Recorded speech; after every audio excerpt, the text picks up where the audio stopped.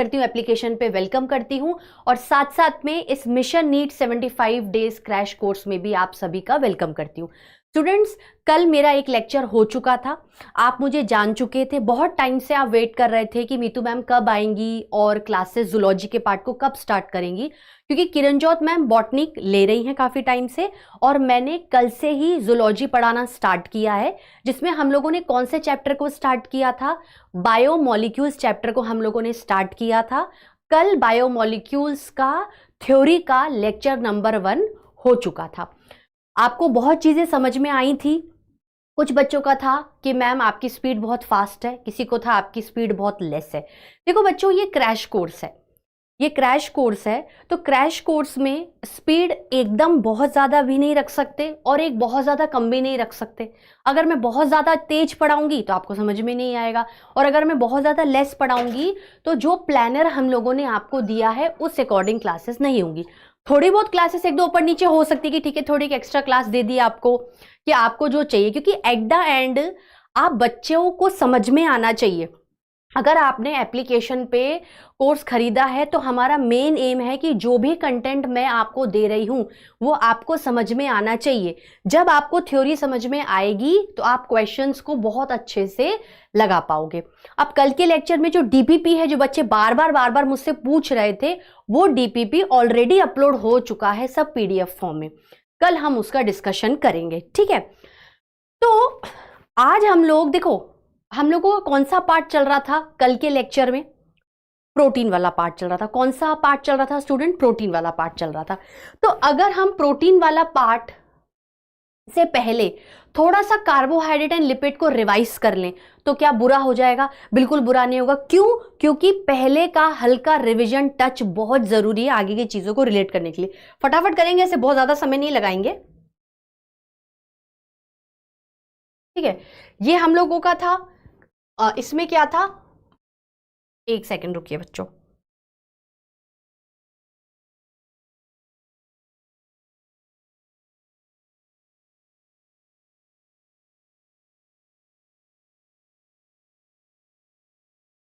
Polysaccharide, ठीक है। Is it clear? Handwriting आपको समझ में आ रही है?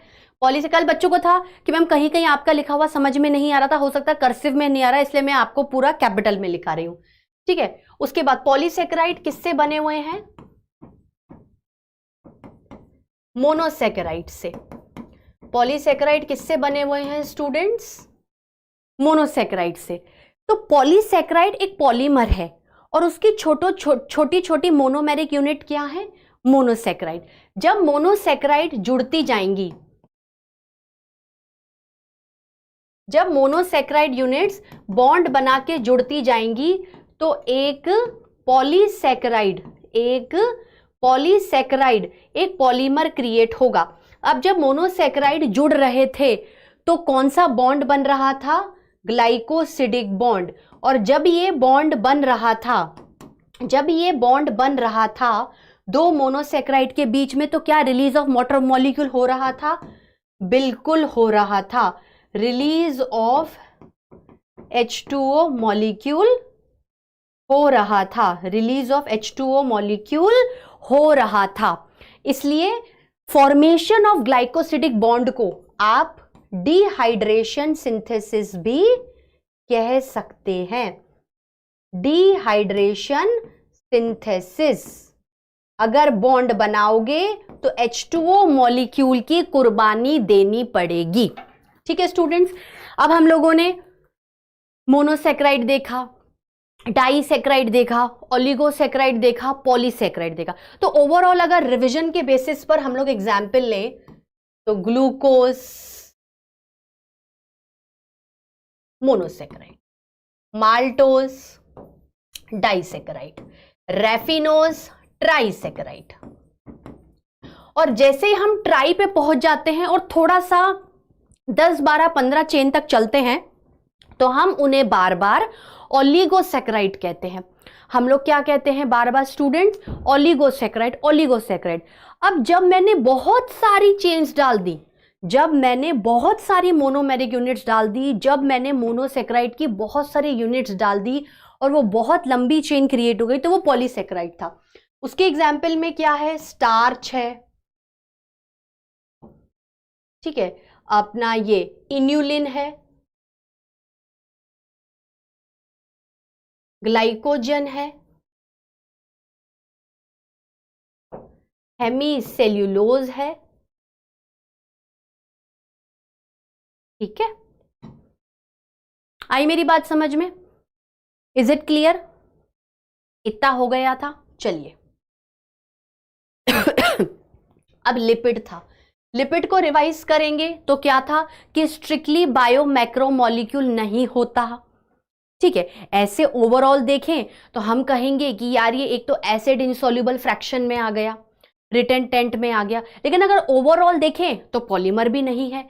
सेकेंड पॉइंट देखें तो मॉलिक्यूलर वेट भी कम है इसका।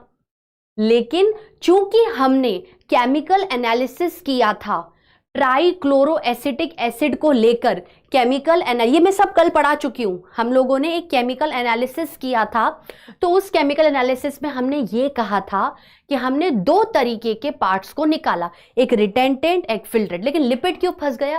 क्योंकि जब आपने लिविंग टिश्यू को मोर्टार एंड पेस्टल के साथ पीसा ट्राइक्लोरोएसिटिक एसिड को लेके, तो दिक्कत क्या हो गई स्टूडेंट, लिपिड जब टूटे तो वो वेसिकल्स की फॉर्म में बन गए, एक तरीके से कहें तो ग्लोब्यूल की फॉर्म में बन गए। अब ये ग्लोब्यूल या वेसिकल्स क्या है स्टूडेंट्स? Big particles. क्या है स्टूडेंट्स? Big particles. तो ये छने ही नहीं छने तो ये रिटेंटेंट की कैटेगरी में आ गए। किसकी कैटेगरी में आ गए स्टूडेंट्स? रिटेंटेंट की कैटेगरी में आ गए। Is it clear? Now it's clear, ठीक है। अब क्या है, ये है क्या, ये 3 fatty acids plus 1 molecule of glycerol है।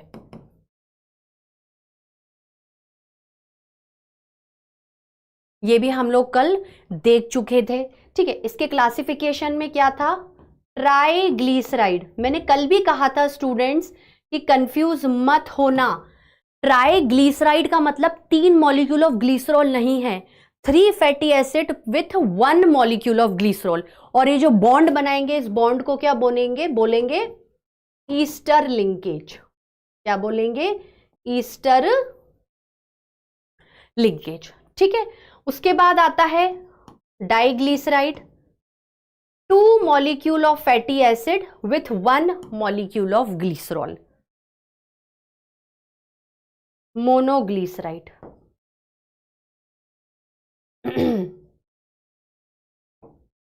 आई मेरी बात समझ में? अच्छा, ओवरऑल जो आपके लिपिड्स होते हैं उनकी कैटेगरी में फैट्स भी आते हैं। बच्चे बहुत कंफ्यूज होते हैं। देखो, fat is a type of lipid but lipid is not a type of fat. हम घी बोल रहे हैं, ऑयल बोल रहे हैं, फैट बोल रहे हैं, तो ये सब लिपिड की कैटेगरी में आ रहे हैं, ठीक है। तो जो लिपिड्स होते हैं वो वाटर में क्या होते हैं? इनसॉल्यूबल होते हैं। एक second,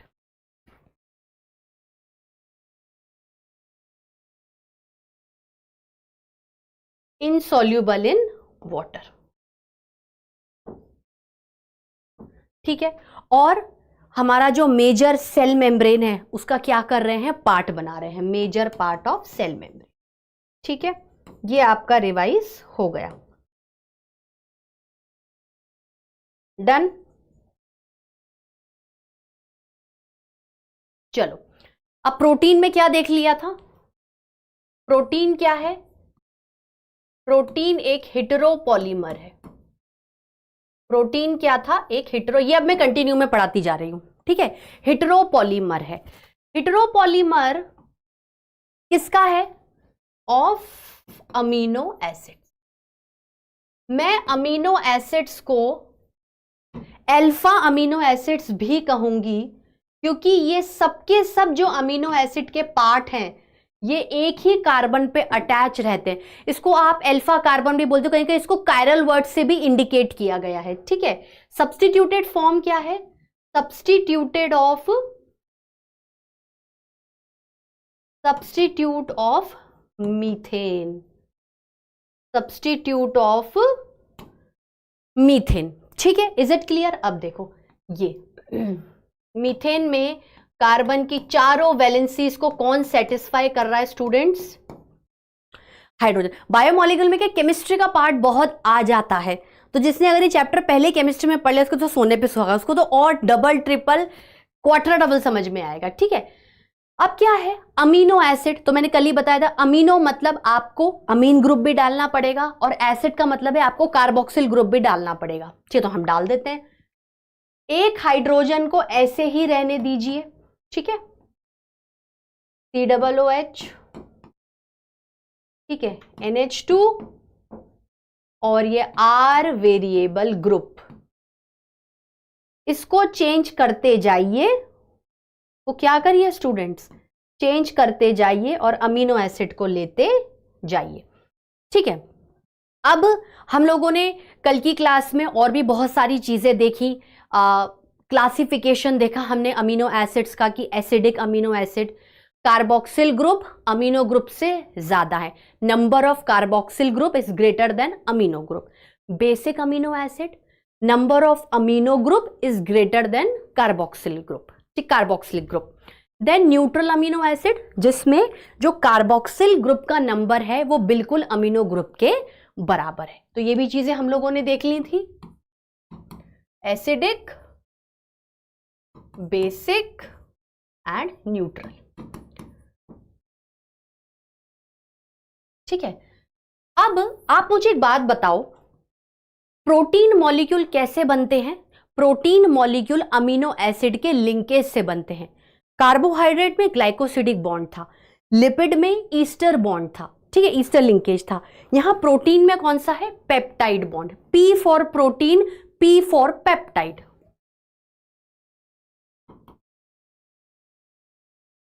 amino acids linked by peptide bond, ठीक है, पेप्टाइड बॉन्ड। आई मेरी बात समझ में? Peptide bond. अब पेप्टाइड बॉन्ड में क्या रिलीज ऑफ H2O मॉलिक्यूल देखा जाएगा? बिल्कुल देखा जाएगा। ये बनता कैसे है स्टूडेंट? एक अमीनो एसिड का NH2 ग्रुप बॉन्ड करेगा दूसरे अमीनो एसिड के कार्बोक्सिलिक ग्रुप के साथ, H2O मॉलिक्यूल रिलीज होगा और बनेगा पेप्टाइड बॉन्ड दो अमीनो एसिड के बीच में। तो again peptide bond formation results in dehydration, in dehydration synthesis. ऐसा सिंथेसिस है, पेप्टाइड बॉन्ड फॉर्मेशन को आप डिहाइड्रेशन सिंथेसिस भी कह सकते हैं, क्योंकि ये ऐसा सिंथेसिस है जिसमें H2O मॉलिक्यूल क्या हो जाता है? रिलीज हो जाता है। ठीक है, तो ये फर्स्ट अमीनो एसिड का NH2 ग्रुप,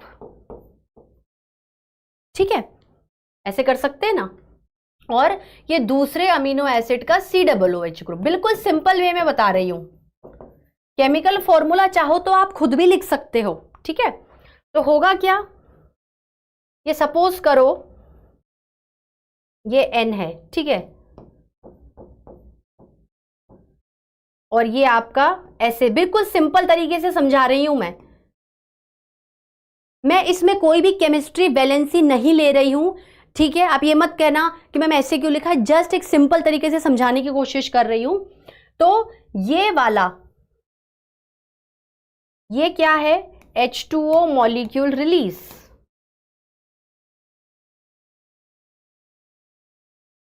मॉलिक्यूलर रिलीज, ठीक है। तो बॉन्ड क्या बनेगा? CONH, that is the peptide bond,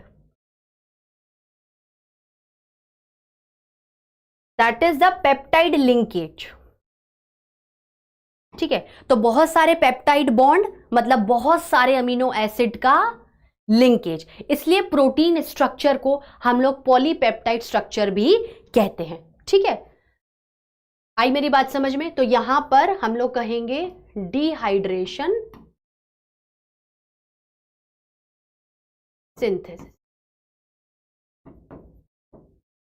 ठीक है, मेरे को लगता है अब कोई भी दिक्कत नहीं होगी, आप लोगों को बहुत अच्छे से समझ में आ रहा है। अब अगर हम अमीनो एसिड्स के बारे में लिखें, हम कहते हैं हमारे नेचर में बहुत सारे अमीनो एसिड्स हैं, लेकिन हम लोग 20 अल्फा अमीनो एसिड्स को लेकर चल रहे हैं। ठीक है, 20 अल्फा अमीनो एसिड्स। इसकी बहुत सारी ट्रिक्स हैं, पर मुझे ऐसा लग रहा है कि आप अमीनो एसिड्स की अगर बड़ी सी ट्रिक याद करोगे तो वो एग्जाम में आपको क्या क्या काम आएगी। अगर सिंपल से क्वेश्चन आया, tell me this type of amino acid, tell me this type of amino acid, तो वहां पर ट्रिक नहीं याद आएगी। एक ड्रॉबैक भी होता है ट्रिक का कि अगर आप बहुत ज्यादा ट्रिक यूज करोगे तो एग्जाम में क्वेश्चन सॉल्व करने से पहले आपको ट्रिक रिवाइज करनी पड़ेगी, इतना टाइम नहीं होता है। तो अगर आप अपने हैबिचुअल फॉर्म में अमीनो एसिड्स को दिन भर बोलते रहोगे ना, 4 अमीनो एसिड्स को भी, तो एक गारंटीड आपको याद हो जाएंगे। ठीक है, लिखिए, आप लोग भी लिखिए। Alanine, aspartic acid,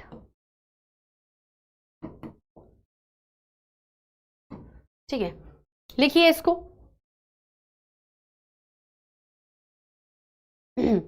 alanine, aspartic acid, और क्या होगा?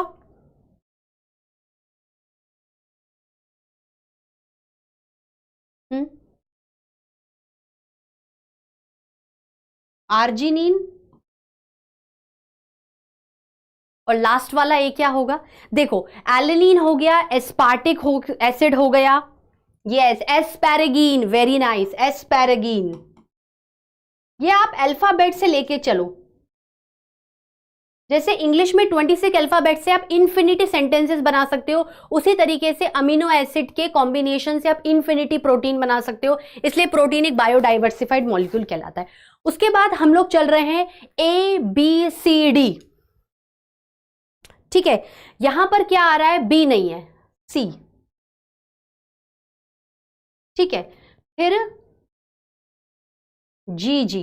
अब बताओ,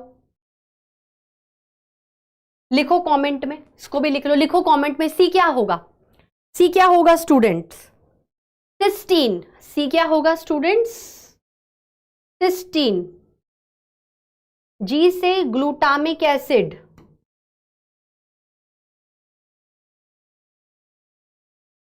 लिखिए, कितने हो गए अभी तक? 1 2 3 4 5 6।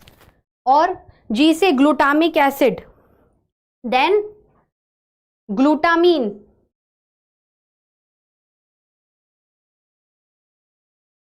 ग्लाइसिन। ठीक है, ए सी जी, ए सी जी, ए सी जी के बाद क्या आएगा? हिल, हिल, हिल। एच से सिंपल, एच से सिंपल क्या होगा? हिस्टिडीन।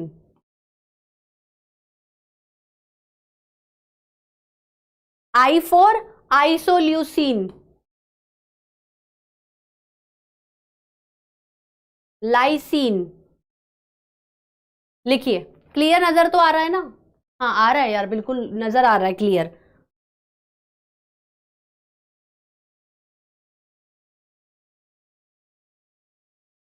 ठीक है,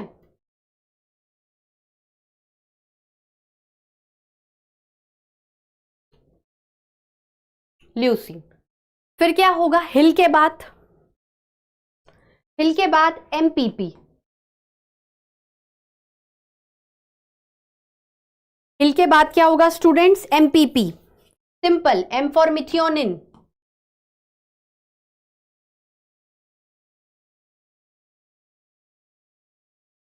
फिनाइल एलेनिन, फिनाइल एलेनिन।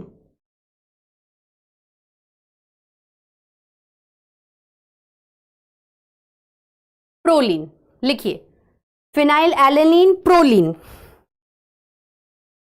फिर क्या लिखोगे स्टूडेंट्स?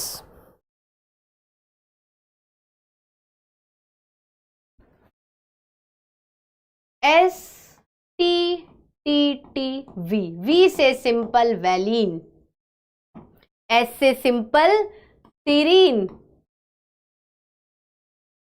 T से थ्रियोनिन, T से क्या होगा स्टूडेंट्स? थ्रियोनिन, एंड फिर फाइनली टायरोसिन एंड ट्रिप्टोफेन। कल एग्जाम्पल देखे थे ना हमने,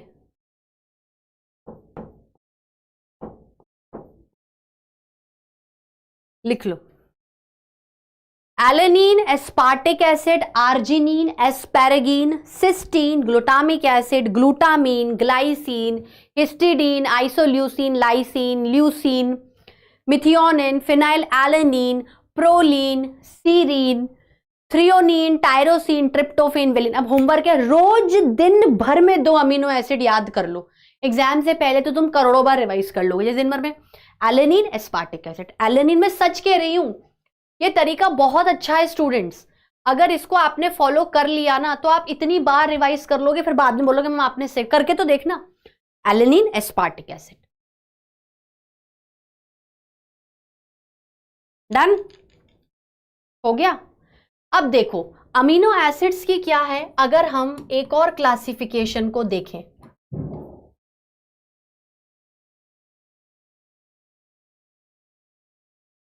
अमीनो एसिड्स के अगर एक और क्लासिफिकेशन को हम लोग देखें तो कैसे होगा स्टूडेंट्स? वो इस तरीके से होगा कि एक तो सोर्स के बेसिस पर हम लोग क्लासिफाई कर सकते हैं कि भाई ये कहां से मिलेंगे।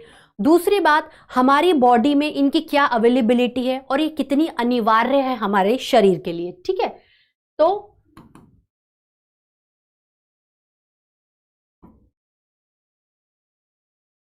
essential amino acid, then non-essential amino acids,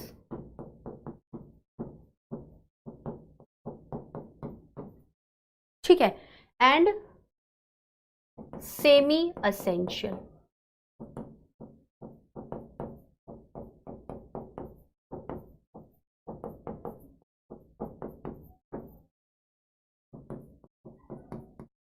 ठीक है स्टूडेंट्स, अब क्या डेफिनेशन होगी essential?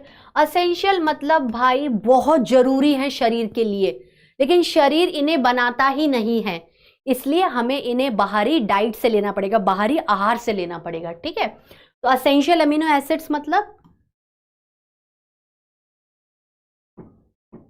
Can not synthesized by our human body. ठीक है, बाय आर ह्यूमन बॉडी। ठीक है, बट बहुत असेंशियल है, एज वेरी असेंशियल, लेना ही पड़ेगा इन्हें, इनके बिना सर्वाइवल पॉसिबल नहीं है। एज वेरी असेंशियल, तो एक ही तो तरीका है लेने का, टेकन बाय डाइट। ठीक है स्टूडेंट्स, डन। उसके बाद non essential amino acids. Non essential amino acids का क्या मतलब होगा, कौन बताएगा? अब इसका उल्टा कर दो ना।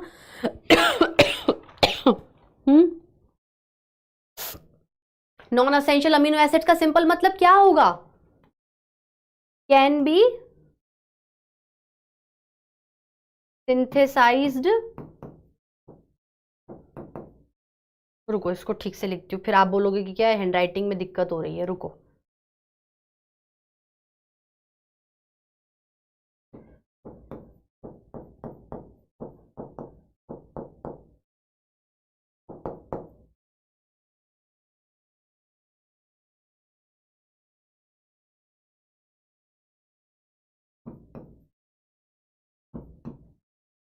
Synthesized by the body.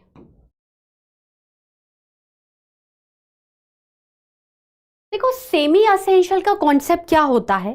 Semi essential का ये कॉन्सेप्ट है बच्चों, ये सेमी असेंशियल बॉडी बनाती तो है, semi essential amino acids body बना तो सकती है, लेकिन जब कभी कभार इनकी बहुत ज़्यादा ज़रूरत पड़ती है ना, जैसे नॉर्मल वे में एक स्पीड में बना रही है, लेकिन जैसे प्रेगनेंसी टाइम पर, ग्रोथ के टाइम पर, या रिपेयर के टाइम पे, हीलिंग एंड रिपेयर के टाइम पे अगर इनकी ज़रूरत पड़ी तो ये बहुत ज़्यादा फास्टर स्पेस में या फास्टर स्पीड में मैन्युफैक्चर नहीं हो पाती है। ठीक है, can synthesized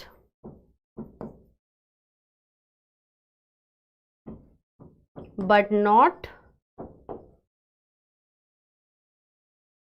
not at very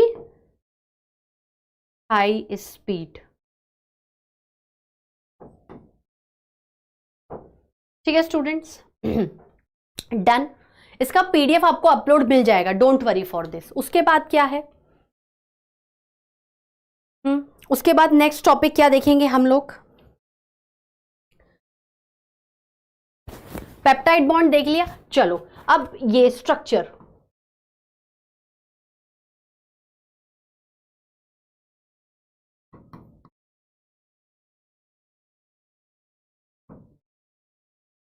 structure of protein, structure of protein, इनके बारे में डिस्कस करते हैं। देखो, स्ट्रक्चर ऑफ प्रोटीन में हम कहते हैं कि एक नॉर्मल प्रोटीन का स्ट्रक्चर क्या होता है? एक नॉर्मल प्रोटीन का स्ट्रक्चर होता है अमीनो एसिड जुड़ते जाते हैं पेप्टाइड बॉन्ड से। अमीनो एसिड्स क्या करते हैं स्टूडेंट? जुड़ते जाते हैं पेप्टाइड बॉन्ड से। अब हम कह रहे हैं कि अगर अमीनो एसिड्स का कोई एक स्पेसिफिक अरेंजमेंट दिखे आपको कि भाई वो लीनियर अरेंज्ड है, सीधे सीधे लाइन में, चेन में, या वो ऐसे घूमते घूमते घूमते घूमते घूमते अरेंज है, या फिर वो नीचे नीचे नीचे नीचे नीचे की तरफ अरेंज है, ऐसा कुछ भी अगर कॉन्सेप्ट है, अगर ऐसा कुछ भी arrangement, various type of arrangement आपको अमीनो एसिड्स के नजर आ रहे हैं, तो आप एक प्रोटीन को कह सकते हो कि यार तुम एक प्राइमरी स्ट्रक्चर हो। फिर अच्छा, यहां पर ऐसा अमीनो एसिड का अरेंजमेंट है, हमने अमीनो एसिड के थोड़े से अरेंजमेंट को चेंज कर दिया एंड देन हम लोगों ने उसको सेकेंडरी स्ट्रक्चर कह दिया। फिर हमने अमीनो एसिड के थोड़े अरेंजमेंट को चेंज किया और टर्शरी स्ट्रक्चर हो गया। फिर वापस से थोड़े से, है ना, अरेंजमेंट को चेंज किया तो क्वाटरनरी स्ट्रक्चर हो गया। दैट मीन्स प्रोटीन की बैकबोन हमेशा अमीनो एसिड ही है, लेकिन आप जिस तरीके से चाहो अमीनो एसिड को अरेंज कर सकते हो। अगर इस टाइप से अरेंजमेंट है तो स्पेसिफिक ये स्ट्रक्चर बन जाएगा, अगर इस टाइप से अरेंजमेंट है तो स्पेसिफिकली ये स्ट्रक्चर बन जाएगा। मतलब ओवरऑल प्रोटीन सच में ऐसा बायोमॉलिक्यूल है जहां पर आपको हद से ज्यादा बायोडाइवर्सिटी हर जगह देखने को मिल रही है। अब मैंने कल आपको एग्जाम्पल भी बताए थे, अभी मैं आज भी लिखवा दूंगी। तो स्ट्रक्चर ऑफ प्रोटीन में क्या है? The way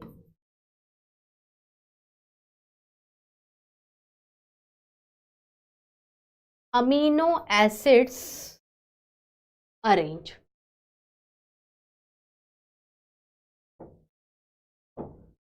the way amino acids arranged. ठीक है,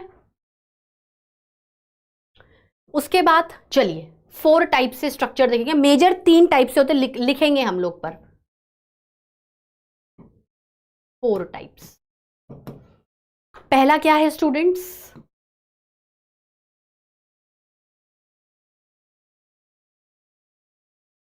प्राइमरी स्ट्रक्चर। प्राइमरी स्ट्रक्चर मतलब बिल्कुल स्टार्टिंग का स्ट्रक्चर है, बिल्कुल बेसिक स्ट्रक्चर है। Starting, initial and basic structure.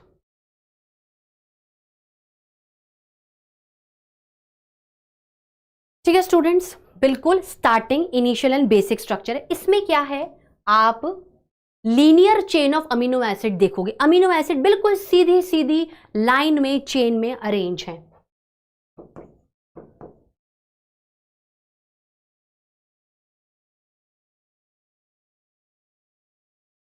In linear sequence. ठीक है, बिल्कुल सीधा सीधा amino acid, amino acid, amino acid, amino acid, फिर अमीनो एसिड, ठीक है, फिर अमीनो एसिड,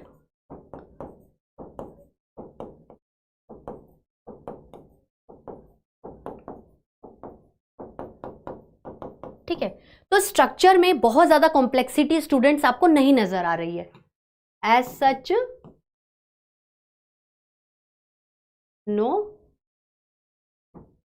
कॉम्प्लेक्सिटी, ठीक है, लिख लीजिए।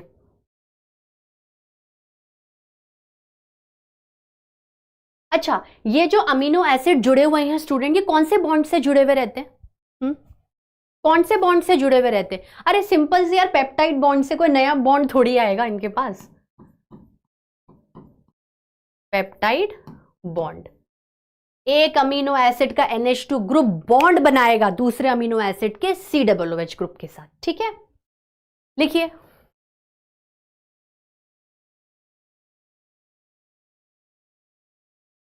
Done, is it clear? चलिए फिर हम लोग करेंगे second structure, that is secondary structure.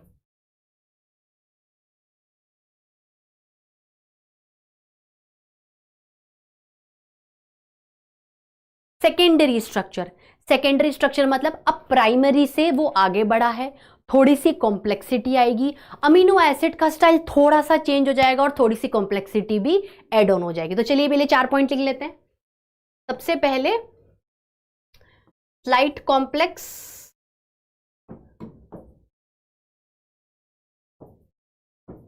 ठीक है, उसके बाद अमीनो एसिड, अमीनो एसिड है। आपको क्या लगता है कि अगर प्राइमरी में हम लोग अमीनो एसिड को लीनियर चेन में अरेंज कर रहे हैं तो आप यहां पर अमीनो एसिड को कैसे अरेंज करोगे?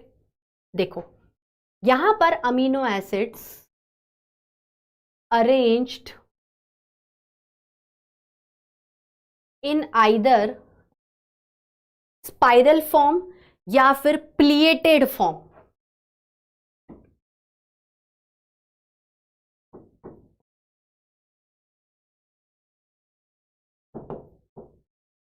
लिख लीजिए।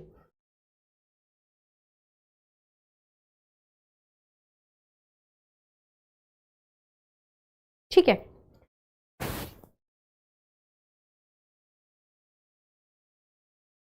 आई मेरी बात समझ में? अब देखो किस तरीके से करोगे।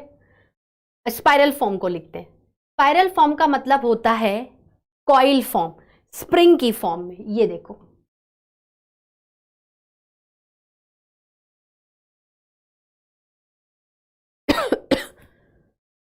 हो गया। अब आप बोलोगे मैम ये क्या है? मैंने कहा ये प्रोटीन है, ये पॉलीपेप्टाइड है, तो इसके अंदर अमीनो एसिड डालूंगी ना।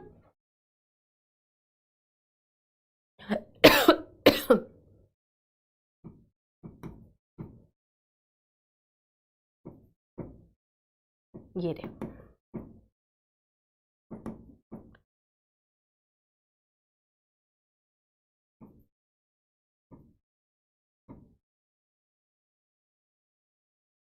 प्राइमरी में यही अमीनो एसिड क्या थे? यही अमीनो एसिड क्या थे? लीनियर फॉर्म में अरेंज थे। अब इनके बीच में क्या बनेंगे स्टूडेंट्स? बॉन्ड्स बनेंगे।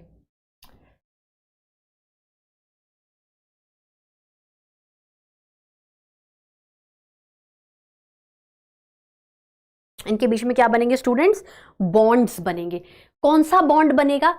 यहां पर एक अमीनो एसिड दूसरे अमीनो एसिड के साथ हाइड्रोजन बॉन्ड से अटैच है। क्योंकि देखो ये पूरी पॉलीपेप्टाइड चेन है जो स्पाइरल फॉर्म में घूमी हुई है, तो पॉलीपेप्टाइड चेन कुछ अदर चीज थोड़ी है, वो तो अमीनो एसिड की है। लेकिन उसने चूंकि स्पाइरल फॉर्म ले लिया है तो अमीनो एसिड्स को भी यहां पर क्या है? हेल्ड करना पड़ेगा, पोजीशन पर रखना पड़ेगा। ठीक है, तो ये क्या है? ये स्पाइरल वाला फॉर्म है। अमीनो एसिड्स किस तरीके से होंगे? ज्वाइंड बाय हाइड्रोजन बॉन्ड, लेकिन अमीनो एसिड अपनी एक particular with in one polypeptide chain में ही है। देखो यहां पर ये एक पॉलीपेप्टाइड चेन है, एक पॉलीपेप्टाइड चेन बोले तो अगेन में क्या बोलूं? बहुत सारे अमीनो एसिड। तो ये एक ही पॉलीपेप्टाइड चेन के अमीनो एसिड हैं जो आपस में हाइड्रोजन बॉन्ड से जुड़े हुए हैं। यहां पर एक से ही काम चल जाएगा। प्राइमरी में क्या था? यही पॉलीपेप्टाइड चेन लीनियर थी, ठीक है, और अमीनो एसिड अरेंज थे। लेकिन यहां पर क्या कॉइल हो गई है, ये घूमती जा रही है घूमती जा रही है, तो यहां पर अमीनो एसिड्स को स्टेबिलिटी देने के लिए हम हाइड्रोजन बॉन्ड्स की हेल्प लेंगे, ठीक है। अब प्लिएटेड फॉर्म का मतलब क्या होता है? प्लिएटेड फॉर्म मतलब ऐसे पैरेलल फॉर्म में, प्लेट की फॉर्म में, ये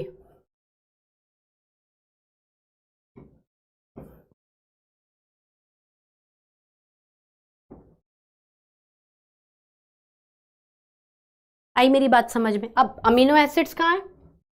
ये रहे।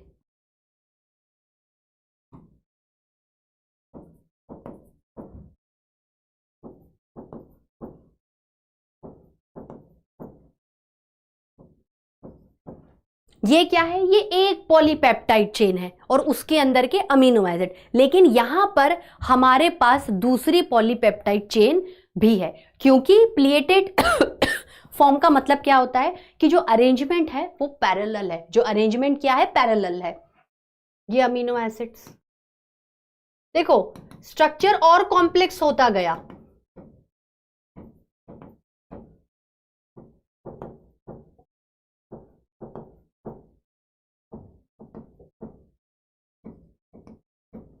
ठीक है। अब देखो,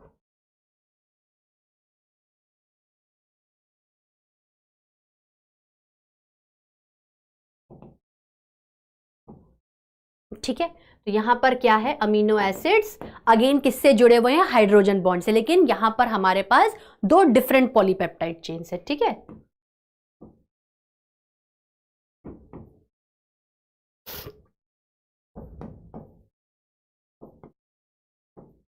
एक मिनट,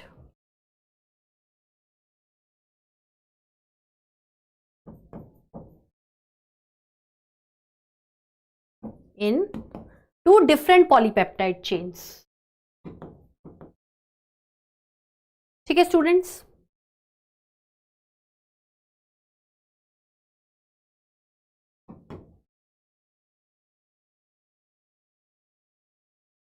आगे मेरी बात समझ में? डन। इसको लिखो, अच्छे से बना लो इसको।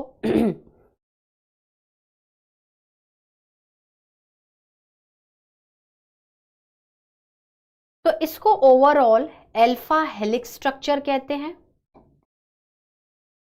और इसको टर्मिनोलॉजी में अगर बिल्कुल स्पेसिफिक चलें तो बीटा प्लिएटेड, ठीक है स्टूडेंट्स। What my point? आपको जो कल की डीपीपी है वो मिल गई होगी। ये चैप्टर क्या है? बड़ा है, और थोड़ा सा मेरी क्लासेस हल्की लेट स्टार्ट हुई थी, तो इसको 2 ही लेक्चर मिले। अगर कुछ हल्का फुल्का पार्ट थ्योरी का बच गया, ठीक है, जैसे इंजाइम वाला पार्ट है वो भी बहुत बड़ा है, तो इन केस अगर इंजाइम वाला पार्ट कुछ हल्का फुल्का रह भी गया तो उसकी फिक्र मत करना। मतलब मैं नहीं चाहती कि मैं आपको इतनी जल्दी पढ़ा दूं कि आपको कुछ भी समझ में नहीं आए। भाई ये क्रैश कोर्स है, तो हम ये चाहेंगे ना कि आप इस क्रैश कोर्स को पढ़ के सेलेक्ट हो जाओ। तो अगर कुछ बच भी गया तो उसकी इतनी फिक्र मत करना। कल डीपीपी डिस्कशन से पहले मैं थोड़ा सा वो पार्ट कवर कर लूंगी, पर छूटेगा आपका कुछ भी नहीं, ठीक है। अगर आज हो गया तो बहुत सही बात है, पर एंजाइम का पार्ट भी बहुत बड़ा है। मुझे लग रहा है शायद पूरा ना हो पाए, या मैं बहुत जल्दी में पढ़ाऊं, तो मैं जल्दी में नहीं पढ़ाना चाहती हूं। जैसे मैं आपको अभी बोल रही हूँ, भाई बच्चे बोले मैम आपने ये पार्ट तो कवर ही नहीं कराया, मुझे याद है। तो अगर वो पार्ट हल्का फुल्का रह गया तो डीपीपी डिस्कशन से पहले, जो कि ऑलरेडी आपके पास अपलोडेड है, उससे पहले हम लोग एंजाइम का पार्ट देख लेंगे, ठीक है। डन। तो आपको टेंशन किसी चीज की नहीं करनी, हम लोग हैं, खड़े हैं, आपको सिर्फ रेगुलर आके पढ़ाई करनी है, ठीक है। उसके बाद आता है स्टूडेंट्स टर्शियरी स्ट्रक्चर।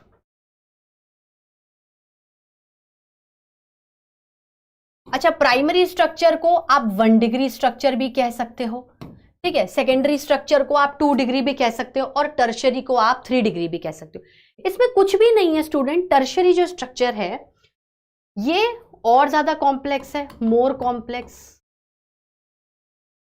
इसमें क्या है, आपको अमीनो एसिड का ज्यादा कॉम्प्लिकेटेड अरेंजमेंट नजर आ रहा है। प्राइमरी स्ट्रक्चर में आपको एक simple chain form, linear form में नजर आया, आपने बोला ठीक है, ओके। फिर सेकंड है, आपने कहा कि स्पाइरल फॉर्म में था, तो मैंने अमीनो एसिड्स को क्या किया, ऐसे स्प्रिंग की फॉर्म में घुमा दिया, और वो गिर ना जाए या लटक ना जाए तो उन्हें हाइड्रोजन बॉन्ड से जोड़ दिया। फिर मैंने अमीनो एसिड को बोला कि तुम ऐसे जिगजैग जिगजैग जिगजैग पैटर्न में जुड़ जाओ, लेकिन वहां पर तुम हाइड्रोजन बॉन्ड के साथ नहीं हो सकते क्योंकि तुम पैरेलल हो, तो साथ वाले को हाइड्रोजन बॉन्ड बना दिए। अब टर्शरी का मतलब है, टर्शरी का मतलब है कि एक बॉल की तरह स्ट्रक्चर क्रिएट हो जाता है।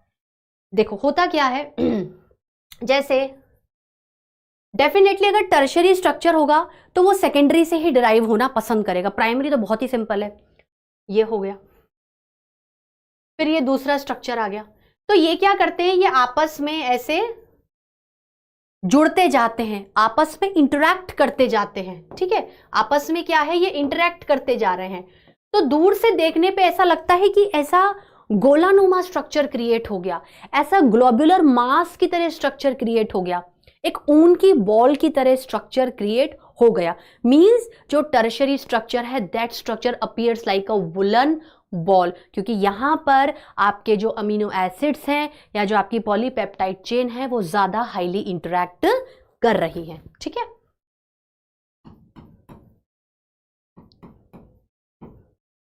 पॉलीपेप्टाइड चेन्स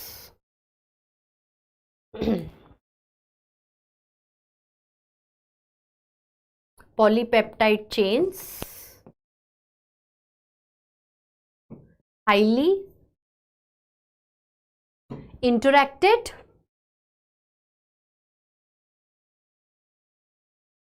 ठीक है and create a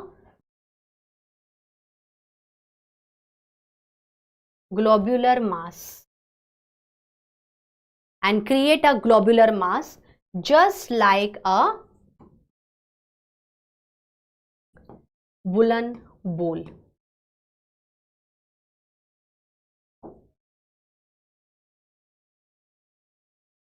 ठीक है स्टूडेंट, जस्ट लाइक अ वुलन बॉल, ठीक है, ऐसे जैसे ये ऊन की बॉल होती है ना, ऐसे हो गया, फिर चेन आई, फिर चेन ऐसे घुस गई, फिर ऐसे घुस गई, ग्लोब्यूल ये चेन घुस गई, फिर दूसरी चेन आई, उसने इंटरेक्ट कर लिया, फिर तीसरी चेन आई, इंटरेक्ट कर लिया, ऐसे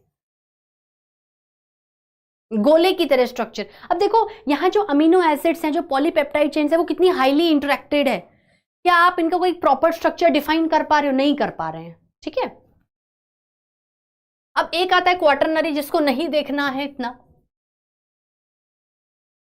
क्वाटरनरी का मतलब क्या होता है कि ये चेन्स हर डायमेंशंस में इंटरैक्ट कर रही है, ये चेन्स क्या कर रही हैं, हर डायमेंशंस में इंटरैक्ट कर रही है।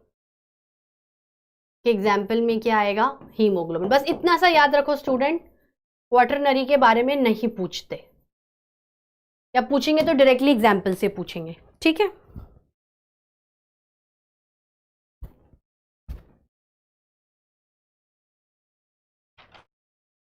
ठीक है स्टूडेंट्स,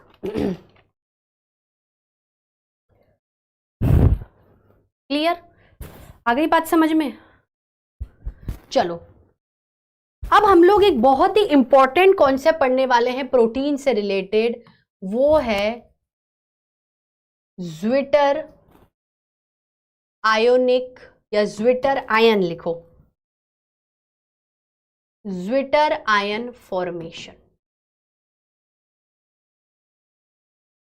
ज्विटर आयन फॉर्मेशन का मतलब क्या होता है, आयन फॉर्मेशन का मतलब है पॉजिटिव या फिर नेगेटिव चार्ज का आना। ज्विटर आयन एक डाईपोलर स्ट्रक्चर है। ज्विटर आयन क्या है स्टूडेंट्स, एक डाईपोलर स्ट्रक्चर है। डाईपोलर का मतलब क्या होता है कि उसमें दो तरीके की आपको पोलैरिटी या दो तरीके के आयंस नजर आएंगे। ओवरऑल देखा जाए तो जो अमीनो एसिड है उसके अंदर आयोनाइजेबल प्रॉपर्टी होती है। आयोनाइजेबल प्रॉपर्टी का मतलब क्या होता है, वो आयन बना सकता है, वो क्या करता है, आयन बना सकता है। COOH नेगेटिव आयन की तरफ जाएगा और NH2 पॉजिटिव आयन की तरफ जाएगा। मतलब एक ही अमीनो एसिड के स्ट्रक्चर में आपको नेगेटिव आयन भी नजर आ रहा है और आपको पॉजिटिव चार्ज भी नजर आ रहा है। तो ऐसे अमीनो एसिड के स्ट्रक्चर को क्या कहेंगे, ज्विटर आयन। ठीक है, इसको लिखो,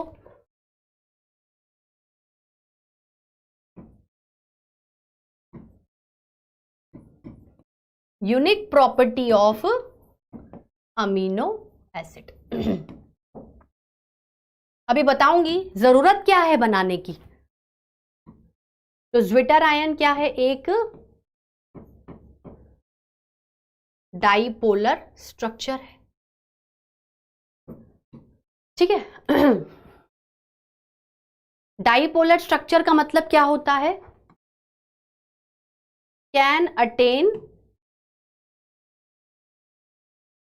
two charges in a single structure.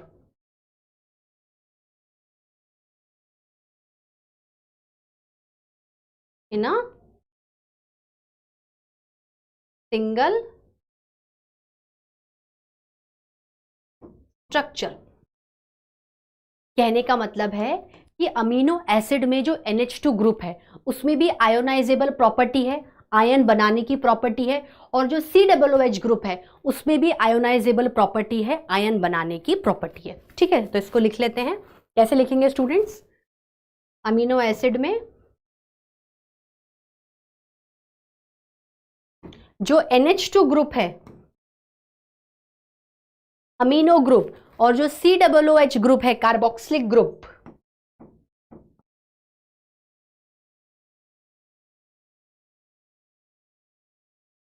इन दोनों में क्या है? Ionisable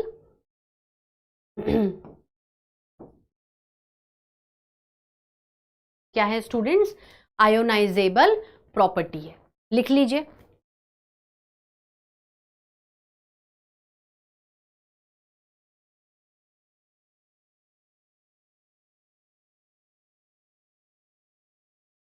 got it? और अब इसको कैसे डिफाइन करेंगे? Has property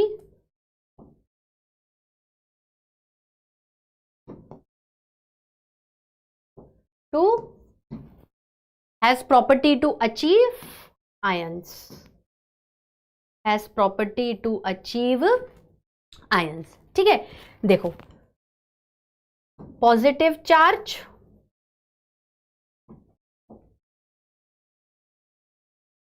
and both negative charge,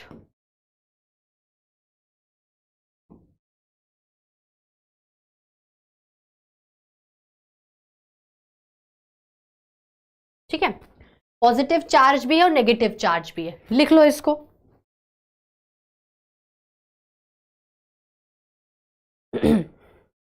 बनाए इसको, कैसे करेंगे? Variable R group, H group, COO minus and NH3 plus, ठीक है। कहने का क्या मतलब है स्टूडेंट्स?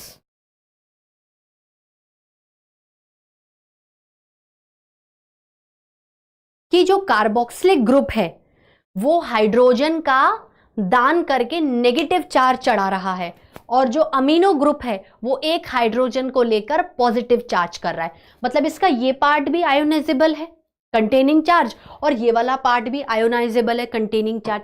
अब यार मुझे एक बात बताओ कि अमीनो एसिड को ये सब बनाने की जरूरत क्या है? अमीनो एसिड को ज्विटर आयन बनाने की जरूरत क्या है? क्योंकि अमीनो एसिड अलग अलग पीएच में अपना अलग अलग स्ट्रक्चर शो करते हैं। It is due to zwitterion. अगर आप उसे एसिडिक पीएच में डालोगे तो वो स्ट्रक्चर चेंज कर देगा। क्यों? क्योंकि उसके पास ज्विटर आयन है, उसके पास आयोनाइजेबल प्रॉपर्टी है। फिर उसको बेसिक में डाला, फिर चेंज कर लिया। क्यों चेंज करता जा रहा है? क्योंकि जैसे जैसे आपका पीएच चेंज होता जाएगा, पीएच एसिडिक है मोर H प्लस आयंस है, पीएच बेसिक है मोर OH माइनस आयंस है। तो जिस बंदे में एडप्ट करने की कैपेबिलिटी है भाई, वो हर जगह सर्वाइव कर सकता है, ठीक है। आप उसका ट्रांसफर जयपुर कर दो, सर्वाइव कर लेगा। आप उसका ट्रांसफर गुजरात कर दो, वो एडजस्ट कर लेगा। सब में नहीं होता है, लेकिन होना चाहिए। तो इसी वजह से अमीनो एसिड को किसी भी पीएच में अगर सर्वाइव करना है तो सिंपल सी बात है, सिर्फ स्ट्रक्चर चेंज करना है, और स्ट्रक्चर बहुत इजीली चेंज हो जाता है। आयंस इंटरचेंज हो जाते हैं और ज्विटर आयन का फॉर्मेशन हो जाता है, ठीक है। Is it clear? एक मिनट बच्चों।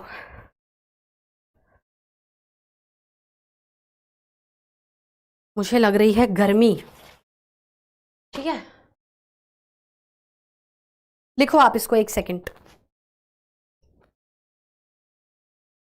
डन।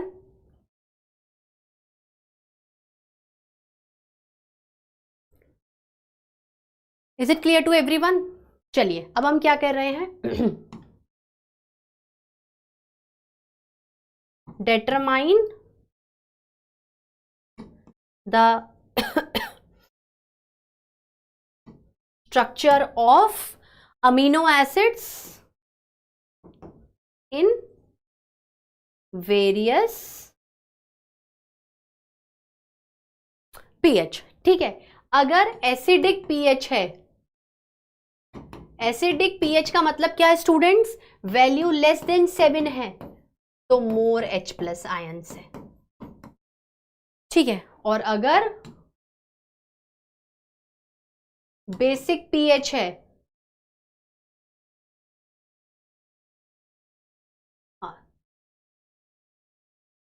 ग्रेटर देन 7 है तो मोर OH माइनस आयंस है। अब आप खुद इस ज्विटर आयन को डाल के कैलकुलेट कर सकते हो।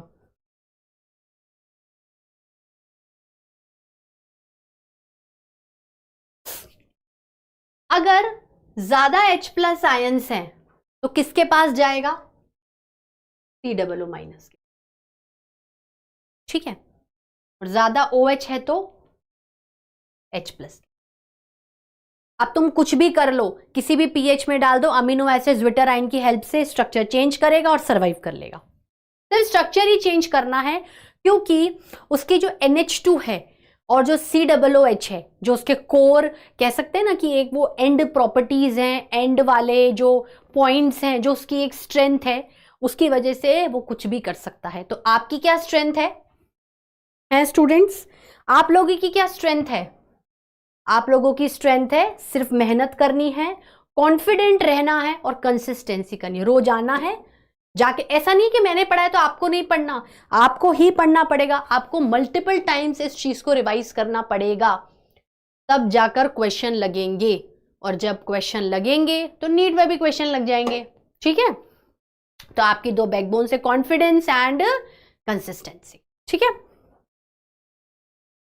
डन।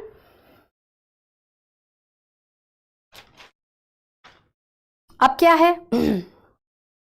इसमें कोई डाउट हो तो देख लो, कोई डाउट है क्या?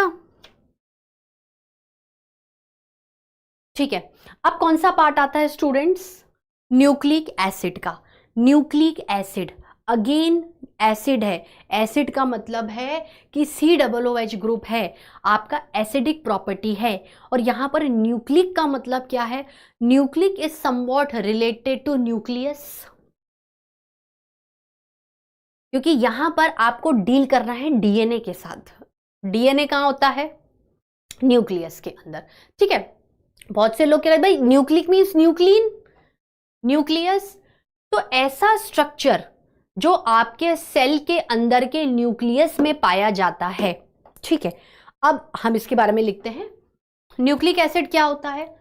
न्यूक्लिक एसिड भी एक बायो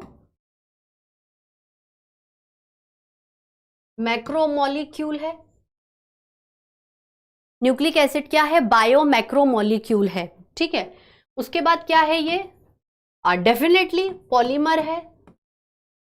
पॉलीमर ऑफ किसका पॉलीमर है? न्यूक्लियोटाइड्स का।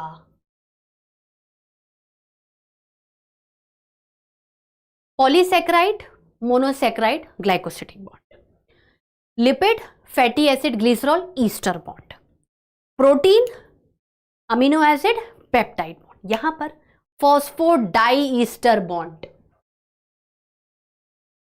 ठीक है, पॉलीमर ऑफ न्यूक्लियोटाइड्स। तो एक न्यूक्लियोटाइड दूसरे न्यूक्लियोटाइड से फॉस्फोडाई ईस्टर बॉन्ड या फिर लिंकेज से जुड़ा हुआ है।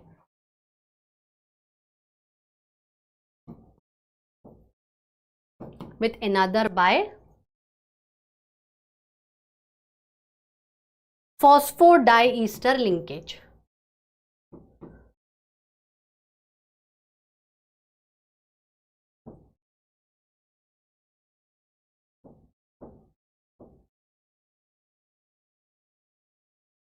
डन। मतलब अगर ये एक न्यूक्लियोटाइड है तो दूसरे न्यूक्लियोटाइड के साथ बॉन्ड बनाएगा। ऐसे many nucleotides joined by phosphodiester bond to form a big structure of nucleic acid. अब देखो जो न्यूक्लियोटाइड होता है ना स्टूडेंट्स, जो न्यूक्लियोटाइड होता है ना, वो इटसेल्फ भी कॉम्प्लिकेटेड स्ट्रक्चर है, वो भी सिंपल स्ट्रक्चर नहीं है। मतलब जो न्यूक्लिक एसिड की सिंगल सिंगल यूनिट है, वो सिंगल यूनिट के भी 3 भाग हैं, 3 कंपोनेंट्स हैं। Nucleotide has 3 components. कौन से हैं? सबसे पहला, कुछ भी पहले लिखो कोई दिक्कत नहीं, चलो पहले आप ये लिख लो। सबसे पहला पेंटोज शुगर। शुगर हम पढ़ चुके हैं। नाइट्रोजिनस बेसिस, मतलब ऐसे स्ट्रक्चर, ऐसे कुछ हेटेरोसाइक्लिक रिंग जिनके अंदर नाइट्रोजन एक मेजर कंपोनेंट आता है। और बेसिस मतलब उसमें बेसिक प्रॉपर्टी है। प्यूराइंस एंड पायरिमिडिन्स। और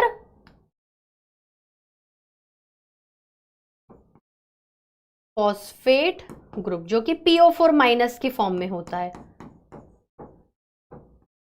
ठीक है, लिख लीजिए।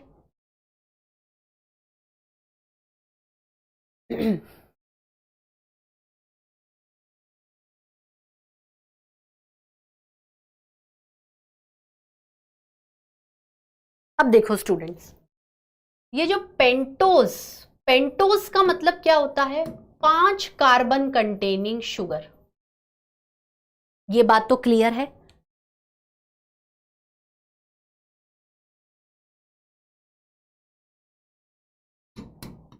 ठीक है, 5 carbon containing, done.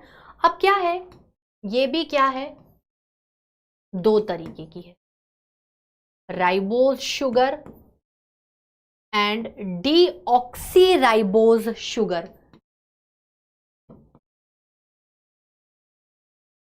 Deoxy, D का वर्ड हम जहां पर भी लगाते हैं ना, मतलब हम किसी चीज की डेफिशिएंसी कर रहे हैं, तो यहां पर डीऑक्सी मतलब हम ऑक्सीजन को हटा रहे हैं।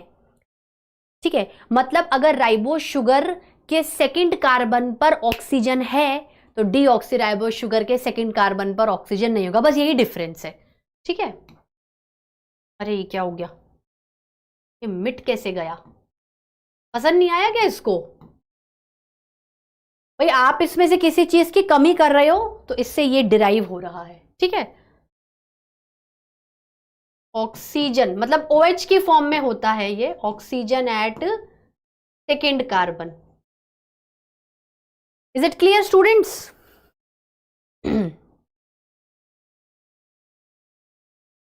OH ग्रुप होता है और यहां पर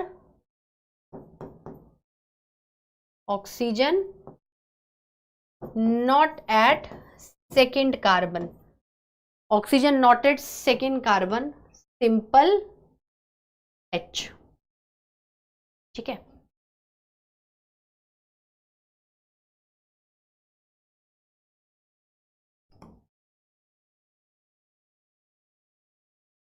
डन। यहां पर सिर्फ H है।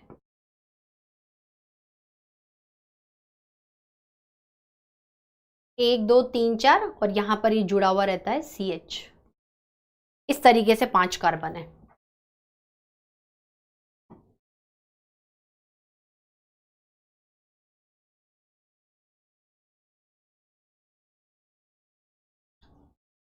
लिखा?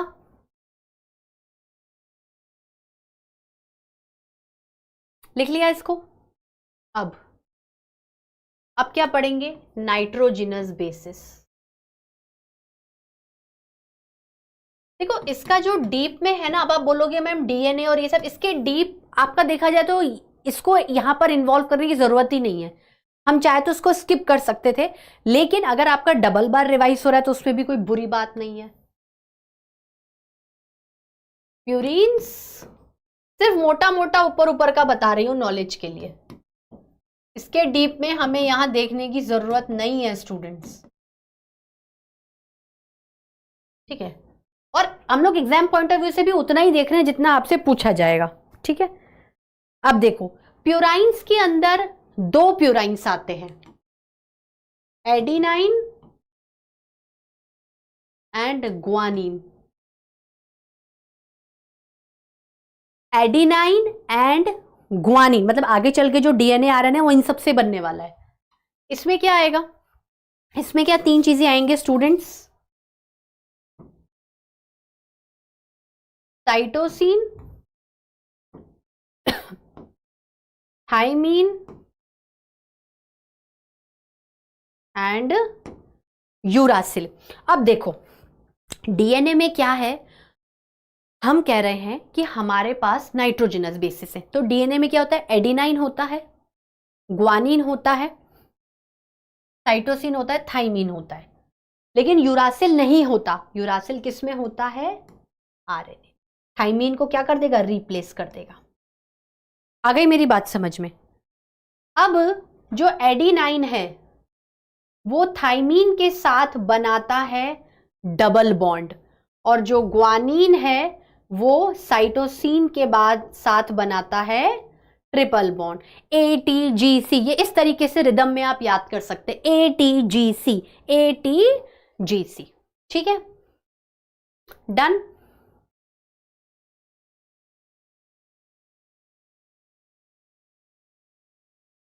आ रही मेरी बात समझ में, मतलब अभी जब आप डीएनए का स्ट्रक्चर देखोगे, है ना, ये एंटीपैरल डीएनए का स्ट्रक्चर देखोगे तो आप देखोगे जो अंदर के लेडर्स होते हैं वो किसके बने हुए रहते हैं, नाइट्रोजनस बेसिस के।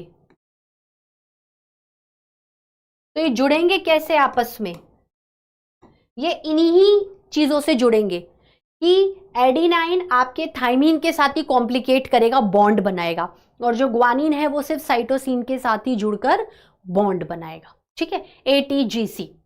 बॉन्ड बनेंगे तभी तो दोनों चेन्स की बैकबोन आएगी, तभी तो दोनों चेन्स ढंग से हेल्ड करेंगे, ठीक है। आ रही मेरी बात समझ में, आ रही है ना। Cytosine, thymine and uracil. अब phosphate group,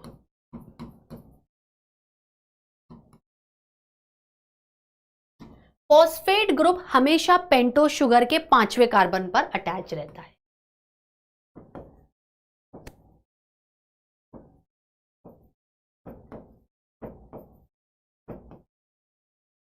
carbon of pentose sugar,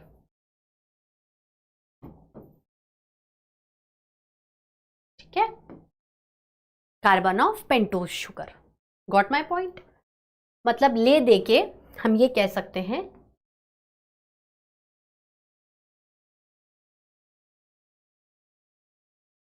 कि यहां पर ये जो 5वां कार्बन है इससे आपका PO4 माइनस जुड़ा हुआ है, ठीक है, और पहले वाले से नाइट्रोजनस बेसिस। और सिंप्लीफाई करके लिखूं तो आप लिख दो पेंटोज शुगर,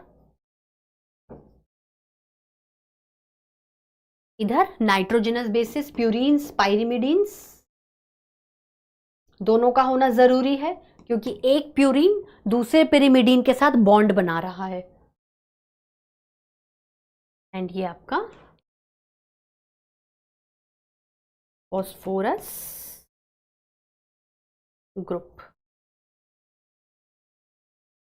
ठीक है, डन। अब देखो हम लोग अगर न्यूक्लिक एसिड के बारे में बात करें तो हमारे पास नेचर में दो मेजर टाइप के न्यूक्लिक एसिड होते हैं, एक होता है आरएनए और एक होता है डीएनए। एक मिनट, एक होता है डीएनए। आई मेरी बात समझ में? आरएनए का मतलब क्या है?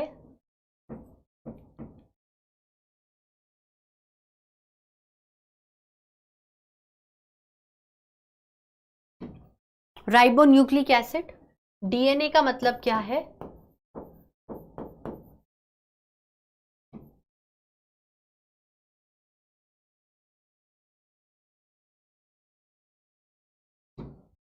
Deoxyribonucleic acid. अब जो अब देखो ये दोनों क्या है? इन दोनों को हमने कहा जेनेटिक मटेरियल।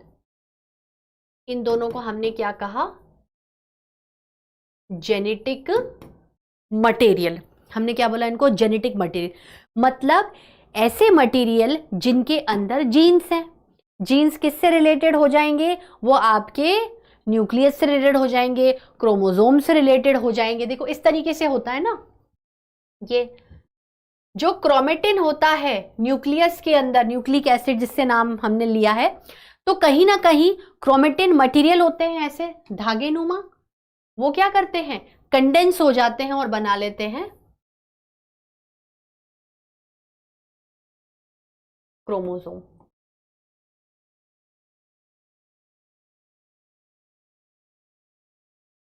ये अब ये क्या है? जीन्स है।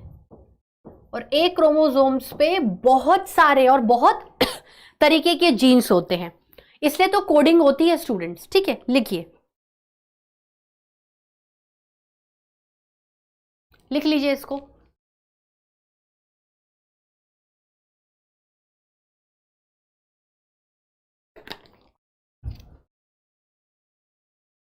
डन।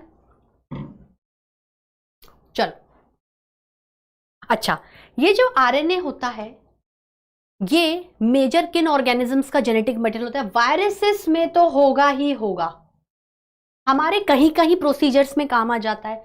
वायरसेस में आपको सिंगल स्ट्रैंडेड आरएनए भी दिख रहा है, डबल स्ट्रैंडेड आरएनए भी दिख रहा है, लेकिन डीएनए क्या होता है? ह्यूमंस का ही होगा, और बहुत अदर ऑर्गेनिजम्स में, जो मेजर ऑर्गेनिजम्स हैं उनमें डीएनए ही होगा। ठीक है। अब अगर हम मोटा मोटा डीएनए को देखें बस, तो डीएनए की खोज किसने की थी? जो स्ट्रक्चर था वो प्रपोज किसने किया था? proposed by Watson and Crick. ठीक है, proposed by Watson and Crick. इसमें क्या है? ये एक डबल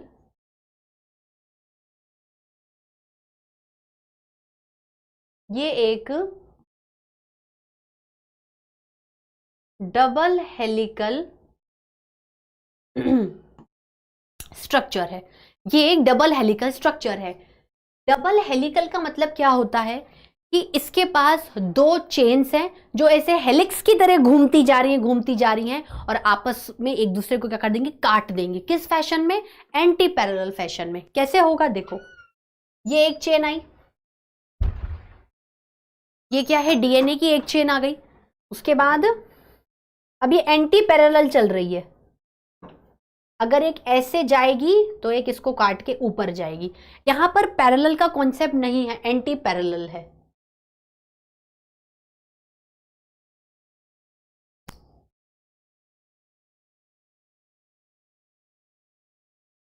टू ईच अदर। आई मेरी बात समझ में?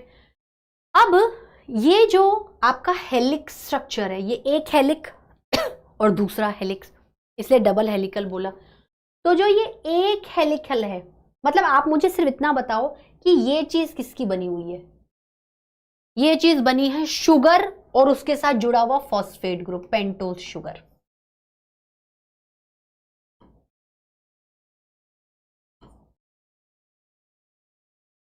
ग्रुप।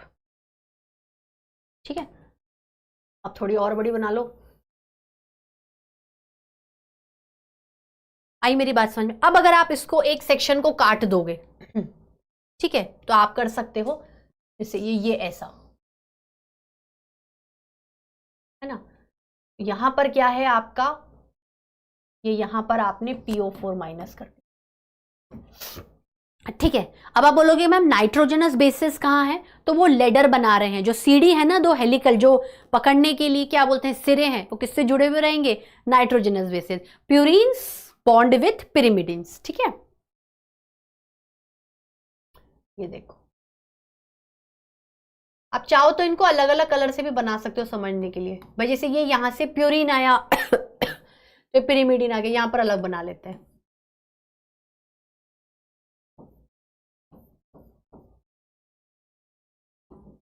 ठीक है,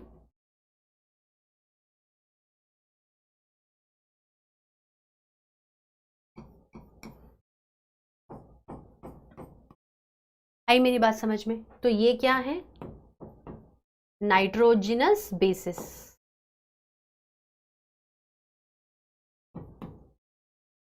ठीक है, अब इसको लिख लो और बना लो। इस डायग्राम को जरूर बनाओ स्टूडेंट्स। ध्यान में रखना, जो दोनों हेलिक्स हैं वो पैरेलल नहीं होते हैं, वो एंटी पैरेलल होते हैं। अभी देखो यहां पर इतना कॉन्सेप्ट नहीं पढ़ना 3-5 का। मतलब कहने का क्या मतलब है कि अगर ये इसका 5 एंड है और ये इसका 3 एंड है, तो दूसरा हेलिक्स कहां से टर्न लेगा, 3 to 5। ठीक है, सॉरी 5 to 3, ये वाला, ये 5। ठीक है, और ये वाला ऐसे।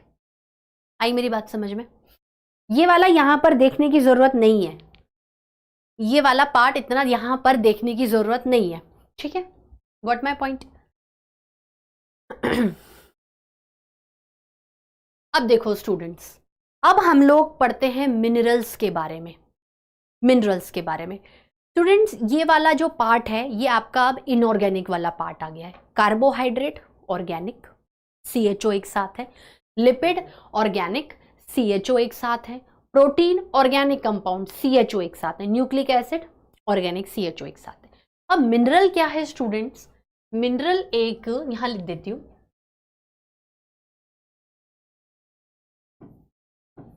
ये एक इनऑर्गेनिक कंपाउंड है। इनऑर्गेनिक कंपाउंड का मतलब क्या होता है, CHO साथ नहीं है, या तो CO साथ है, HO साथ है, या फिर OC साथ है, पर तीनों चीजें एक साथ नहीं है। तीनों चीजें एक साथ नहीं है। तो अब देखो, मैं ये कहती हूं कि ऑर्गेनिक कंपाउंड हमारे ह्यूमन बॉडी को ज्यादा अमाउंट में चाहिए होते हैं। बिल्कुल सही बात है। तो क्या ये जो इनऑर्गेनिक कंपाउंड है, मिनरल्स हैं, ये हमारी बॉडी को ज्यादा अमाउंट में नहीं चाहिए होते हैं, या बिल्कुल नहीं चाहिए होते हैं? जो भी मिनरल नाम का इनऑर्गेनिक कंपाउंड है, ये हमारी बॉडी को भले ही कम अमाउंट में रिक्वायर्ड है इन ट्रेस क्वांटिटीज, लेकिन बहुत जरूरी है। क्यों बहुत जरूरी है? क्योंकि इनकी डेफिशिएंसी बीमारियां पैदा कर देती है। फॉर एग्जाम्पल, हमने एक मिनरल लिया कैल्शियम। क्या कैल्शियम मसल कॉन्ट्रैक्शन में यूज नहीं होता? क्या कैल्शियम ब्लड क्लॉटिंग में यूज नहीं होता? अगर कैल्शियम हट जाएगा तो कट लगने पर खून रुकेगा ही नहीं, और अगर कैल्शियम हट जाएगा तो मसल कॉन्ट्रैक्ट के बाद रिलैक्स कभी होगी ही नहीं। ठीक है, ऐसे पता नहीं कितने मिनरल्स इंटरमीडिएट रिएक्शंस में आते हैं, मेटाबॉलिज्म को कंट्रोल करते हैं। So require in trace quantities, require in trace quantities, but they are very essential.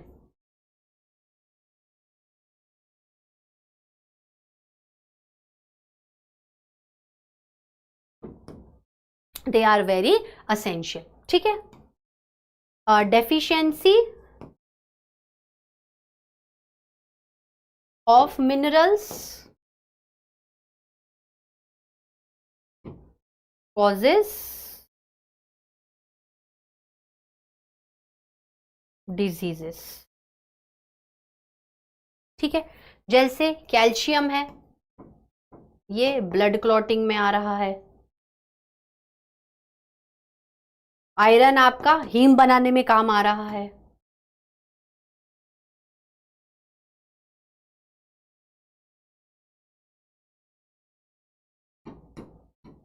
ठीक है स्टूडेंट्स, अब देखो यहां पर मैंने मिनरल्स के बारे में लिखा है, बहुत तरीके के होते हैं, पर खास खास से कैल्शियम,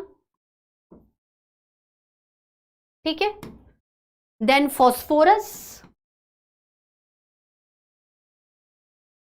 अब इन मिनरल्स में क्या है, आयंस बनाने की प्रॉपर्टी होती है, पॉजिटिव नेगेटिव रहता है। जैसे कैल्शियम आपका Ca+2 बनाता है ना, तो इनमें आयन बनाने की प्रॉपर्टी होती है। पोटेशियम, सोडियम,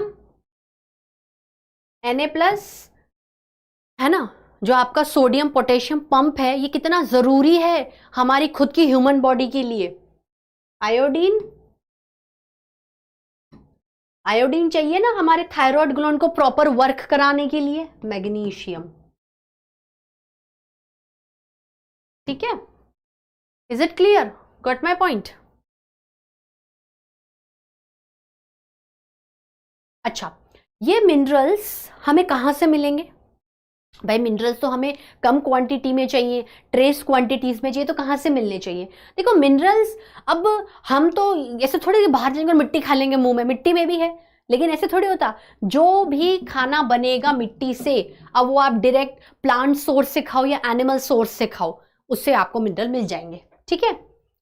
ये देखो मैंने एक टेबल लगाई है स्टूडेंट्स, इस टेबल को ध्यान से देखिए। वैसे तो मिनरल विटामिन में से क्वेश्चन आते हैं, अभी फ्रीक्वेंसी थोड़ी कम हो गई है, लेकिन हमें छोड़ना कुछ भी नहीं है, ठीक है। मेनली जो क्वेश्चन है वो आपके फंक्शनिंग से रिलेटेड आएगा, कि ये फंक्शन लिख दिया और ऑप्शन में आपको वेरियस मिनरल्स दे दिए, अब आपको चुनना है आंसर, ठीक है। देखो कैल्शियम कहां से मिलता है? ब्लैकबेरीज, खजूर से, milk, egg, pomegranate, almond, wheat, गेहूं से मिल रहा है, बादाम से मिल रहा है, सोयाबीन से। Important for healthy bones, teeth and immune system. उसके बाद sodium, passion fruit, onions, fresh fruit, sweet potato, broccoli, pumpkin, seed, egg and milk. मतलब आपको एनिमल बेस्ड प्रोडक्ट से ऑलमोस्ट सारे के सारे मिनरल देखने को मिलेंगे अभी। Help in the regulation of blood pressure and blood volume. It also helps in the proper functioning of nerves and muscles. देखो कैल्शियम का रोल एक जगह और भी आता है, कहां आता है कौन बताएगा मुझे? न्यूरोमस्कुलर जंक्शन, उसके प्रोसीजर में आता है।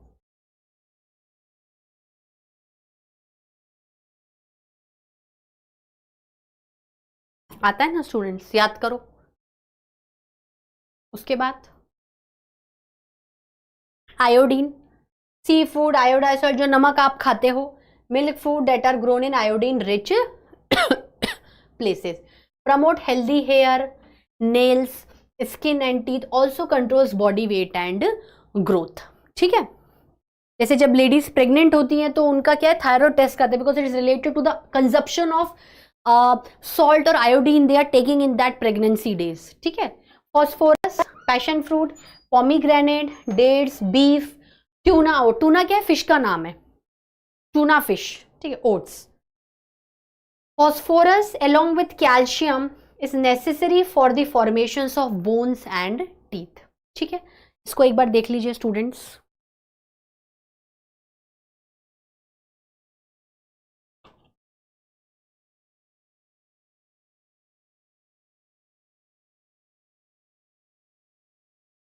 Done.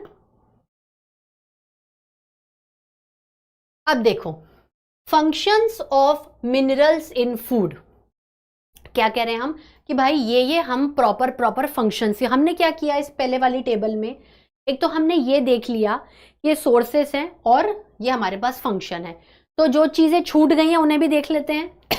Calcium blood clotting, muscle contraction, nerve function and building strong and healthy bones, ठीक है। Chloride proper blood volume, blood pressure and pH of body fluids. Copper formation of RBC, help in the functioning of nervous system, promote the normal functioning of thyroid gland. Iodine, brain function, promote natural normal growth and development of cells. Iron, transporting oxygen to all parts of body and further metabolism. तो कहने का ये मतलब है कि आपके जो minerals हैं वो ओवरऑल काम क्या कर रहे हैं, वो ओवरऑल कंट्रोलिंग द मेटाबॉलिज्म। ये टेबल आप घर जाके अच्छे से पढ़ना, जैसे ही आप इस टेबल को गो थ्रू करोगे एक बार और आपको सारी चीजें समझ में आ जाएंगी, ठीक है। Magnesium provide structure for healthy bones, provide structure for healthy bones, produce energy from food molecule, maintain proper functioning of muscle and nervous system. ठीक है, मैग्नीशियम का रोल प्लांट्स में भी बहुत ज्यादा है। अब आते हैं विटामिन्स के बारे में। विटामिन्स, वाइटा, देखो वाइटामिन्स का मतलब क्या होता है, वाइटा, वाइटा का मतलब क्या होता है, वाइटा का मतलब होता है लाइफ, और मिन्स का मतलब होता है वही amines, related to amino group, related to basic nature. अब देखो जो विटामिन्स होते हैं वो भी क्या हैं, इनऑर्गेनिक मॉलिक्यूल्स हैं, इनऑर्गेनिक मॉलिक्यूल्स हैं। ठीक है, इनऑर्गेनिक मॉलिक्यूल्स के साथ साथ रिक्वायर इन ट्रेस अमाउंट्स। देखो विटामिन्स ना हमारी बॉडी के लिए बहुत जरूरी है। ओवरऑल देखा जाए ना तो सिर्फ विटामिन डी और विटामिन B3 हमारी बॉडी बनाती है, बाकी कोई भी चीज हमारी बॉडी नहीं बनाती, सब बाहर से लेना पड़ता है। Vitamins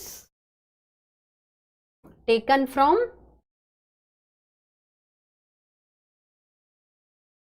external source. ठीक है, तो vitamin B3 and D formed by body. ठीक है, अब देखो यहां पर विटामिन ए बी, ये सोर्स भी दे रखा है, B1, B2, B5, B15, B12, B9, B6, E, F, H, C, D, K and vitamin P। अब देखो क्या है, सारे विटामिन काम के नहीं है, सिर्फ आप एक गो थ्रू कर सकते हैं। कुछ चीजें भाई हम ये जानते हैं कि अब नीट के लेवल पे उतना नहीं पूछा जाता है, लेकिन नॉलेज के लिए मैंने ये पिक लगाई थी। ठीक है, अब देखो ये विटामिन ए है, ये क्या है आपका विटामिन ए है। विटामिन ए फैट, अब ये सोल्यूबिलिटी बताइए, क्योंकि विटामिन क्या होते हैं, दो तरीके के होते हैं। हाँ ये चीज और लिख लीजिए आप लोग कि विटामिन क्या होते हैं, टू टाइप्स के होते हैं, या तो वो फैट में घुलनशील होते हैं या फिर वो पानी में घुलनशील होते हैं। ठीक है, fat soluble and water soluble. Done. अब देखो ये एक टेबल बताई है कि कहां से मिलेंगे, किसमें घुलेंगे और क्या क्या बीमारियां हो सकती हैं अगर नहीं लोगे तो। Green leafy vegetable, ripe yellow fruit, guava, milk, liver, nuts, tomatoes, oranges, carrots, broccoli, watermelon. Hyperkeratosis, night blindness, keratomalacia. Night blindness मतलब आप मेनली नाइट ब्लाइंडनेस का मतलब ये होता है कि कलर डिफरेंशिएशन में प्रॉब्लम आती है। विटामिन बी में थायमीन वाटर सोल्यूबल है। Fresh fruit, potatoes, sweet potatoes, pea, corn, cashew nuts, wheat milk, black beans and dates. Beriberi disease, ये डिजीज से ही सबसे मैक्सिमम क्वेश्चन आते हैं सॉल्युबिलिटी से, इतना सोर्स कोई नहीं पूछेगा। Vitamin B2 riboflavin water soluble. Banana, date, mushroom, grape, mangoes, pumpkin, popcorn. ठीक है, slow growth, so rice, growth ठीक से नहीं होगी, सूजी सूजी सूखी आंखें लगेंगी। Vitamin B3 niacin water soluble. Meat, fish, egg, milk product, cereal, mushroom, guava, pellagra. ठीक है, vitamin C water, fresh fruit, black currant, broccoli, goat milk, cheese nut. Vitamin D fat, fish liver, beef, pot, chicken, bread. Curvy होगा vitamin C की deficiency से। Vitamin D fat soluble है, mainly ये हमें धूप से जो कॉलीकैल्सिफेरॉल मिलेगा उससे हम विटामिन डी बॉडी में बनाते हैं। Vitamin E fat soluble, potatoes, pumpkin, guava, mango, milk, nut, seed. Heart problem, haemolysis, sterility. Vitamin D से प्रॉब्लम से होगा mainly related rickets and osteomalacia. मतलब डायरेक्ट किसकी डेफिशिएंसी होगी, आपकी बॉडी के टारगेट ऑर्गन क्या है इसका, मेनली बोन है। Vitamin K fat soluble, tomatoes, broccoli, chestnuts, cashew nut, beef, lamb, mangoes, grapes. ठीक है, हेमरेज है ना। अब जो हमारा इनऑर्गेनिक मॉलिक्यूल आता है वाटर, जो हमारा आज के लेक्चर का लास्ट टॉपिक है, वो क्या है? वाटर। वाटर क्या है? वाटर भी एक इनऑर्गेनिक कंपाउंड है।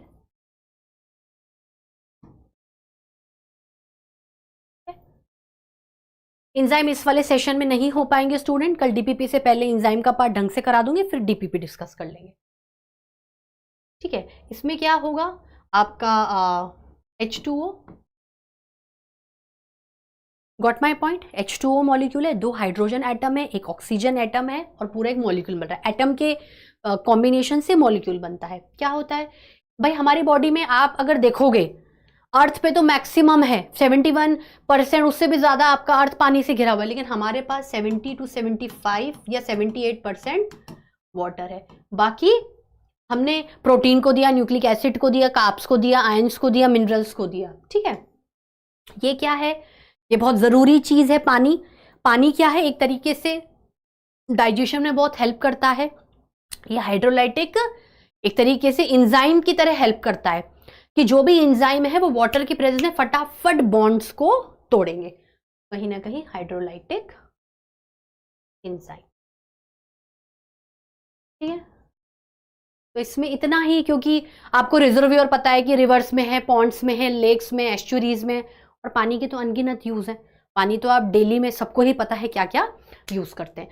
तो आज का सेशन मैं यही कवर करती हूँ। एंजाइम का पार्ट पूरा नहीं हो पाएगा, मैं चाहकर भी स्टार्ट कराऊंगी तो, क्योंकि एंजाइम एक इंपॉर्टेंट टॉपिक है। तो कल मिलेंगे, डीपीपी डिस्कशन से पहले हम लोग एंजाइम को पढ़ लेंगे, ठीक है स्टूडेंट्स। घर जाइए, जो पढ़ाया है दोनों लेक्चर में उसे ढंग से रिवाइज करिए। जैसे आप रिवाइज करेंगे आपसे अपने आप क्वेश्चन लगते, मल्टीपल टाइम्स आपको रिवीजन करना है, उसके बाद आपसे क्वेश्चन ढंग से लग जाएंगे, ठीक है students. Thank you so much, have a nice day, नमस्ते।